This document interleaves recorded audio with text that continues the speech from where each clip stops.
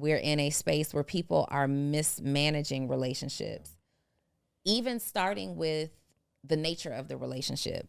There are some people who are engaged in romantic relationships that should have just been friends. Yeah. Right. I agree. And then there are some people who are friends who are overlooking an obvious relationship.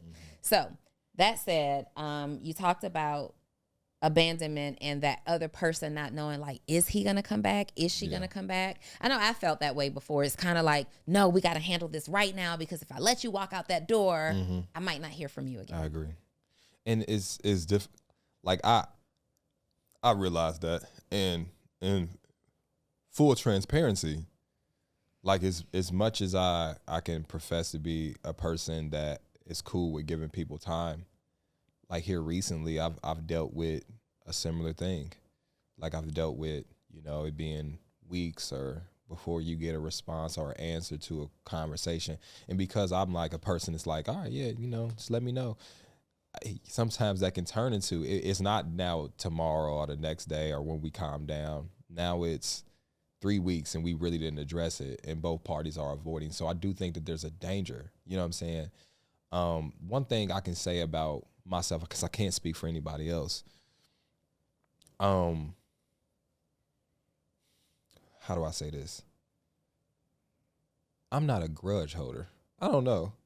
I'm always willing to talk. I mean, within reason, you know what I'm saying?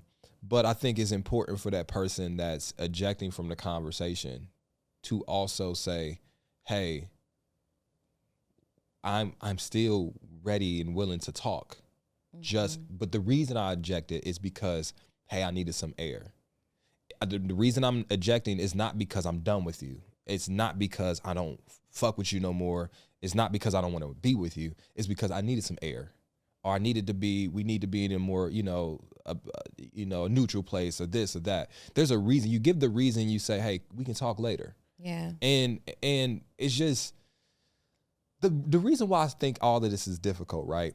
Is because in theory it all sounds good, but then there are real people with real emotions, and there's real feelings involved in a lot of it, and not everything is gonna go good in go the way it is in theory. Because I can tell you this from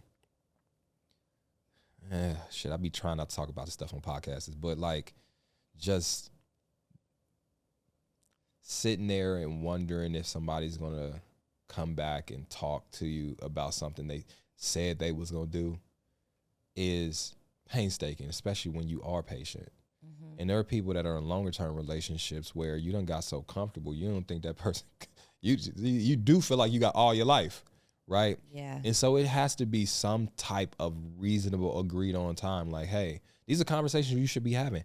Hey, if a conversation get a little tough, and we got to eject, or one person say, hey, right now, and you don't abuse, you put some guidelines in that to where it's respectful for both parties, and then we'll agree to come back in a few hours or next day. But we're not going to let it linger into a week or two, because that's what I did in my last relationship. Like, we didn't have disagreements at all.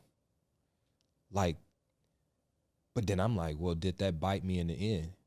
Because once we finally found something to disagree about, did we have the proper practice to adequately handle the disagreement? I didn't really get to know this person in the space of disagreement. They didn't get to know me in the space of disagreement. I didn't know how I would react to not really having answers within a week or two. It wasn't good. You know what I'm saying? And this person didn't know how to react to me expecting answers. And then it's like, because we never had that, it showed up. So again, let me tell you this. I know that there's a balance. Everything that we said prior when I was talking about grace and this and that, the reason I say that is I know I have to make adjustments going forward with having tougher conversations, because I don't like having them. You know what I mean? Unless it's about some shit I really, this is going to sound terrible. Take it with a grain of salt. Unless it's some shit I really care about, right? Very few things that like is so itched to me that I have to talk about it right now. I'm telling you, 90%, 95% of what people have a problem with me about, all right, okay, I'll fix it. It just don't be worth me It's like, it's not that big of a deal. You'll just get up and walk out. No, what I'm saying is, if you tell me this bothers you, it's not that big of a deal for me to fight that. Okay, it bothers you. I won't do it again. It's not that big of a deal. It'd be different if you was like, you know, if somebody was like, hey, don't breathe. I mean, obviously I have to do that. I gotta fight you on that way. But like, most of what people be asking for people ain't that deep. You know what I'm saying? And so that's why I believe me and my ex really didn't have a lot of problems, because most of what we asked from each other was like not that deep. Like, it's like, hey, can you take the trash out more? Yeah. Yeah. I don't know if I mean, obviously I wasn't a part of your relationship, right? But to me, I hear people say a lot, well, I never argue. We never argue with my ex. I never did this with my ex. And then ultimately they end up becoming an ex. And sometimes I think maybe two people who were both very non-confrontational, who weren't good at or lacked the desire to have tough conversations, I believe that that's more likely what happened rather than we didn't have disagreements. I agree. Yeah. No, 100%. But the fight back I would have is there were communication about problems. And there were solutions, and then the solutions were accepted. But again, we're talking about problems that's take the trash out or do this or do that. We're not talking about, okay, no, we actually have to deep dive into this. Like in a season, like when there's no storms, it's really easy. I mean, comparatively speaking, to have relationships. It's sunny.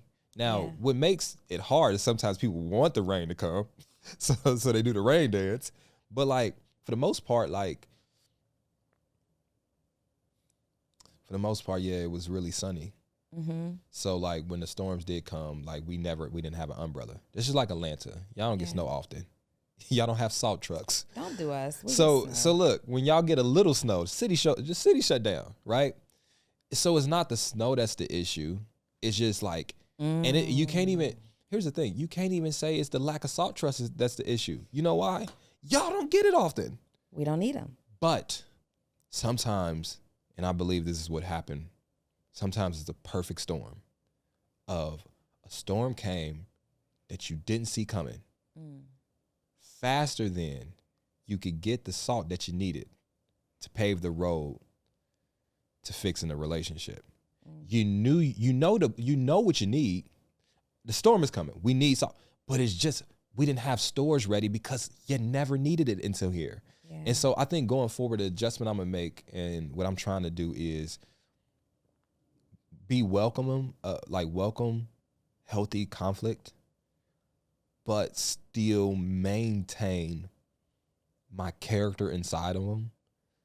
I don't want to get out of frame. I don't want to get out of focus. Donnie, it's hard to forget that when somebody do that. I don't want to do that, so I'm not going to do that. But I don't want to avoid problems so much that I just agree to them and agree to solutions without being assertive about how I feel. And, so I'm trying to find a middle ground. Yeah. So that I can still be proud of how I handled the situation. But also, I do know that tough conversations need to be had, and I don't just need to say, oh, yeah, I got you, just because I don't want to have a lengthy conversation. Yeah, and that happens all the time.